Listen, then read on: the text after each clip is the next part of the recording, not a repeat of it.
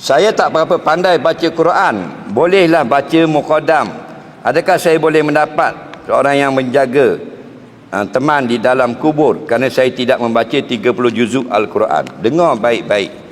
Dia kata kalau dia tak boleh baca semua Quran, dia boleh baca sebahagian ayat atau surah saja. Adakah beri faedah kepadanya selepas pada mati? Dengar baik-baik. Tidak ada pun ketetapan kena baca 30 juzuk. Faham lagi? Al-Imam Syafi'i sebut iqra'u minal Quran ma tayassara minhu. Bacalah daripada Quran itu apa yang kamu mudah.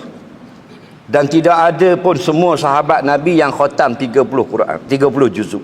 Ada sahabat Nabi yang membaca sebahagian surah. Ada sahabat Nabi yang ingat beberapa surah saja. Dan ada sahabat Nabi yang 30 juzuk hafiz. Nampak lagi? Hukum perintah baca Quran ini bukan perintah khatam 30 juzuk. Faham? Cuma lebih banyak, lebih baik ma aksaru fi'la aksaru sawaba, lebih banyak perbuatan kita, lebih banyak balasan pahala.